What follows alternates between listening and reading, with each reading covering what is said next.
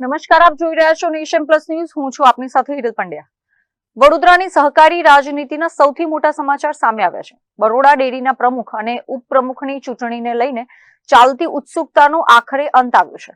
ભાજપ તરફથી સંયોજક બિપિન પટેલ મેન્ડેટ લઈને બરોડા ડેરી પહોંચ્યા હતા અને ભાજપના શીર્ષ નેતૃત્વ દ્વારા નક્કી કરાયેલા નામોની જાહેરાત કરવામાં આવી હતી. બરોડા ડેરીના સુકાની કોણ બનશે તેને લઈને છેલ્લા કેટલાક સમયથી વડોદરાના રાજકારણમાં ભારે ગરમાવો જોવા મળી રહ્યો છે.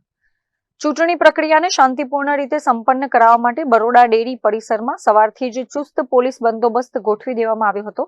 આ ચૂંટણી બેઠકમાં ડેરીના તમામ 13 ડિરેક્ટરો પણ સમયસર હાજર રહ્યા હતા.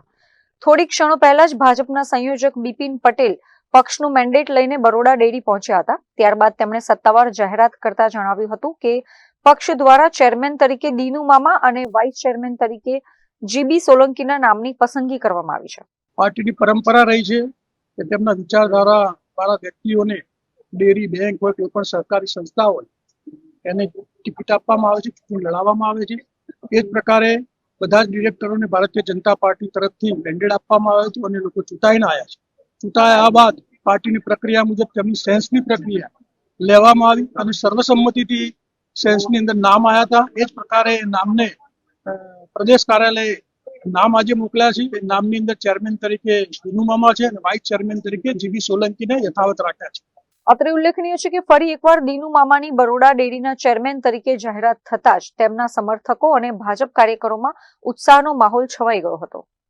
બરોડા ડેરીના સુકાન ફરી એકવાર અનુભવી નેતાઓના હાથમાં સોંપાતા હવે ડેરીના પશુપાલકો અને સભાસદોના હિતમાં કાર્યો વધુ ઝડપથી આગળ વધશે તેવી અપેક્ષા રાખવામાં આવી રહી છે.